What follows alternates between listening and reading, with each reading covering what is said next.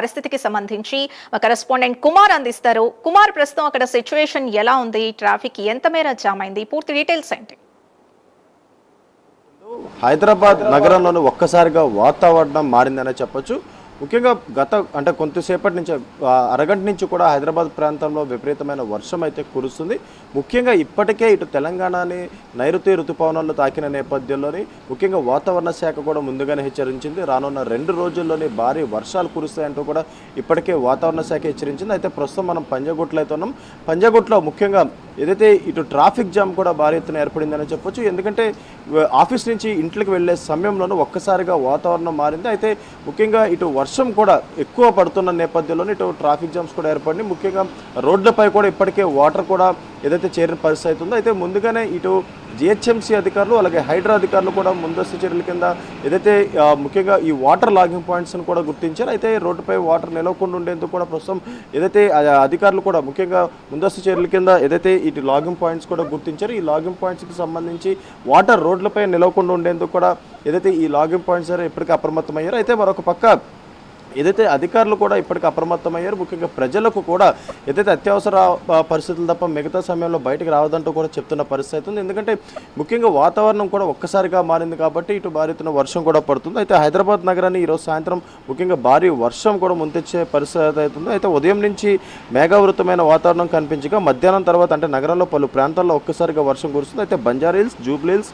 అమీర్పేట్, పంజాగుట్ట, కూకట్పల్లి, మియాపూర్, ఎల్బీనగర్, ఉప్పల్, సికింద్రాబాద్ తదితర ప్రాంతాల్లోని మోస్తరు నుంచి భారీ వర్షం అయితే కురుస్తుందనే చెప్పొచ్చు. వర్షం కారణంగా నగర ప్రజలకు ఎండల నుంచి ఉపశమనం లభించిందనే చెప్పొచ్చు. రహదారులపై ఇప్పటికే ట్రాఫిక్ సమస్యలు తీవ్రంగా కనిపిస్తున్నాయి. అయితే ప్రధాన జంక్షన్ల వద్ద కూడా వాహనాలు నెమ్మదిగా కదులుతుండడంతో కూడా ఇటు ఉద్యోగులు, విద్యార్థులు ఇబ్బందులు అయితే ఎదుర్కొంటారనే చెప్పొచ్చు. ముఖ్యంగా కార్యాలయాలు ముగిసే సమయానికి వర్షం పడడంతో కూడా రోడ్లపై భారీగా ట్రాఫిక్ జామ్ కూడా ఏర్పడుతుంది. అయితే కొన్ని లోతట్టు ప్రాంతాల్లో వర్షపు నీరు నిలిచిపోవడంతో వాహనదారులు కూడా తీవ్ర ఇబ్బందులు పడుతున్నారు. అయితే డ్రైనేజ్ వ్యవస్థ సరిగ్గా లేకపోవడంతో పలు చోట్ల రోడ్లపై చెరువులను అయితే తలపిస్తున్నాయి. అయితే నీరు నిలిచిపోవడంతో కూడా ద్విచక్ర వాహనాలు కూడా జాగ్రత్తగా ప్రయాణించాల్సిందంటూ కూడా ఇప్పటికీ అధికారులు చెప్తున్న పరిస్థితి అవుతుంది. అయితే ముఖ్యంగా వర్షం కురవడంతో కూడా నగరం వాతావరణం ఒక్కసారిగా చల్లబడింది. అయితే గత కొన్ని రోజులుగా ఉక్కపోతతో ఇబ్బంది పడుతున్న ప్రజలకు ఈ వర్షం కొంత ఊరట కలిగిస్తుంది. అయితే పార్కులు, కాలనీల్లో పిల్లలు వర్షంతో తడుస్తూ కూడా సందడి అయితే చేస్తున్నారు. అయితే ముఖ్యంగా వర్షం వల్ల విద్యుత్ సరఫరాపై కూడా కొంత ప్రభావం పడే అవకాశం అవుతుంది. కొన్ని ప్రాంతాల్లోని విద్యుత్ అంతరాయానికి సంబంధించి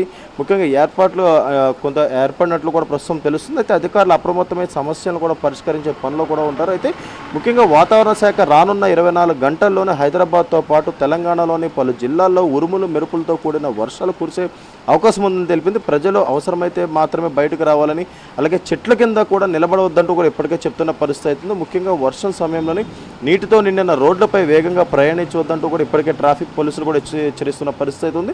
లోతట్టు ప్రాంతాల్లో ప్రజలు అప్రమత్తంగా ఉండాలంటూ కూడా సూచించారు. మొత్తానికి హైదరాబాద్లో కురిసిన ఈ వర్షానికి ప్రజలు ఎండల నుంచి ఉపశమనం కలిగించిందని చెప్పొచ్చు. ముఖ్యంగా ట్రాఫిక్ సమస్యలు అలాగే ఇటు ఉద్యోగస్తులు, విద్యార్థులు అందరూ కూడా ఏదైతే ఇటు వర్షం సమయంలో కూడా వాళ్ళు క్యారీ చేయాల్సినవి అత్యవసరం ఏవైతే ఉన్నాయో వాటిలో కూడా తీసుకెళ్లాలని చెప్తున్నారు. అయితే మరొక పక్క ఈ ఈదురుగాలతో కూడా కొన్ని ప్రాంతాల్లో కూడా చెట్లు కూడా పడే అవకాశం అయితే ఉంది. అయితే డిఆర్ఎస్ సిబ్బంది కూడా దానికి సంబంధించి ముందస్తు చర్యలు కూడా అన్ని ఏర్పాట్లు కూడా చేస్తున్నారు. ఒకవేళ ఎక్కడైనా సరే చెట్లు కానీ లేదంటే కరెంట్ పోల్స్ కానీ ఏమైనా పడితే వెంటనే అక్కడి నుంచి వాటిని తీసే విధంగా కూడా డిఆర్ఎస్ సిబ్బంది కూడా ఇప్పటికే సిద్ధంగా ఉంది. అయితే జిహెచ్ఎంసీ అధికారులు కూడా ఈ లోతట్టు ప్రాంతాల్లోని ముఖ్యంగా మ్యాన్ హోల్స్ లాంటివి ఎక్కడైనా ఓపెన్ ఉంటే కనుక ఇమీడియట్గా వాటిని క్లోజ్ చేసే ప్రయత్నాలు అయితే చేస్తున్నారు.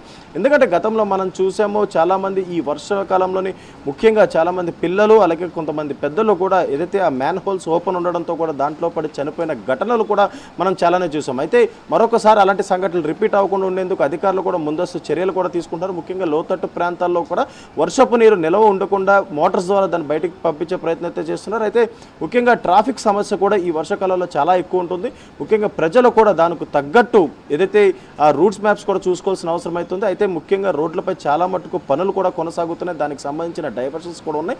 ముఖ్యంగా విద్యార్థులు, ఉద్యోగస్తులు కార్యాలయాల నుంచి ఇంటికి వెళ్ళే సమయంలో కూడా వాటిని ముందుగానే చూసుకొని బయలుదేరాలంటూ కూడా ఇప్పటికే అధికారులు చెప్తున్న పరిస్థితి ఉంది. అయితే ముఖ్యంగా మరో 2 రోజుల్లో కూడా భారీ నుంచి అతి భారీ వర్షాలు కురిసే అవకాశం ఉన్నట్లు ఇప్పటికే వాతావరణ శాఖ హెచ్చరించింది. ముఖ్యంగా 40 నుంచి 50 కిలోమీటర్ల వేగంతో ఈదురుగాలు కురిసాయంటూ కూడా ఇప్పటికే ఇటు వాతావరణ శాఖ హెచ్చరిస్తుంది. ముఖ్యంగా ప్రజలు కూడా ఏదైనా అత్యవసర పరిస్థితుల్లో తప్ప బయటకు రావద్దని సూచిస్తుంది.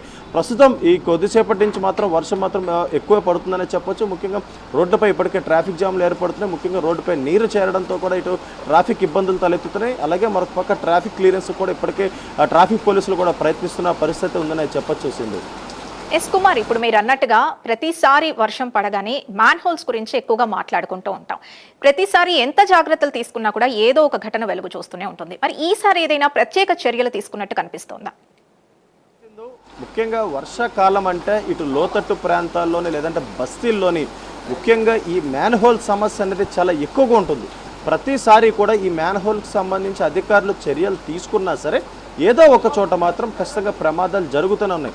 దానికి ఎగ్జాంపుల్గా మనం చూడొచ్చు, కొన్నేళ్ల క్రితం ఏదైతే కాశీగూడలో కూడా చిన్నారి పాప కూడా దాంట్లో పడి చనిపోయిన పరిస్థితి కూడా మనం చూసాం. ముఖ్యంగా వర్షాకాలంలోని ఇలాంటి ప్రమాదాలు భారీ ఎత్తున జరుగుతాయి కాబట్టి అధికారులు ముందస్తు చర్యలు తీసుకోవాలంటూ కూడా ఇటు ప్రజలు కోరుతున్న పరిస్థితి అవుతుంది. అయితే ఇటు మ్యాన్ హోల్స్ సంబంధించి ముఖ్యంగా ఈ వాటర్ లాగింగ్ పాయింట్స్ ఏవైతే ఉంటాయో ఈ వాటర్ మొత్తం ఈ మ్యాన్ హోల్స్ ద్వారా పంపించడానికి ఏదైతే జిహెచ్ఎంసీ అధికారులు ఆ మ్యాన్ హోల్స్ని అయితే తీస్తున్నారు. కానీ దాన్ని క్లోజ్ చేయకుండా ముఖ్యంగా అవి అలా వదిలేయడం వల్ల ఈ వర్షం పడిన సమయంలోనే రోడ్లు మునిగిపోయి ఆ మ్యాన్ హోల్స్ అయితే కనిపించిన పరిస్థితి ఉంటుంది. అయితే ఇటు పిల్లలు కానీ లేదంటే పెద్దవాళ్ళు కానీ అటువైపు వెళ్ళిన సమయంలోని ఆ మ్యాన్ హోల్ ఓపెన్ ఉన్నప్పుడు కూడా వాళ్ళు కనిపించకుండా దాంట్లో పడిపోయిన ఘటనలు కూడా చాలా చూసాం. అయితే ఇప్పటికీ అధికారులు కూడా ప్రతి సంవత్సరం కూడా వర్షాకాలం రాగానే ముందుగా ఈ మ్యాన్ హోల్ సంబంధించి చర్యలు తీసుకుంటారు.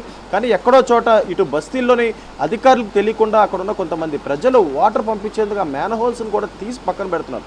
అయితే అధికారులు కూడా ప్రజలకు చాలా కీలకమైన సూచనలు చేస్తున్నారు. ఇప్పుడు రానున్న వర్షాకాలంలో ఏదైతే అధికారులు సంబంధించి తమ చర్యలు ఎప్పుడు తీసుకుంటామో కానీ ఇటు ప్రజలు కూడా దానికి సహకరించాలి. ఒకవేళ బస్తీల్లో ఈ లోతట్టు ప్రాంతాల్లో వర్షం నీరు కనుక ఎక్కువ ఉంటే గనక అధికారులకి ఏదైతే సమాచారం ఇవ్వాలి దానికి సంబంధించిన టోల్ ఫ్రీ నెంబర్స్ కూడా ఇప్పటికే ప్రకటించారు. అయితే వాళ్ళకి మాత్రం ఈ మ్యాన్ హోల్స్ ఓపెన్ చేసి అలా వదిలేదంటూ కూడా ఇప్పటికే అధికారులు చెప్తున్న పరిస్థితి ఉంది.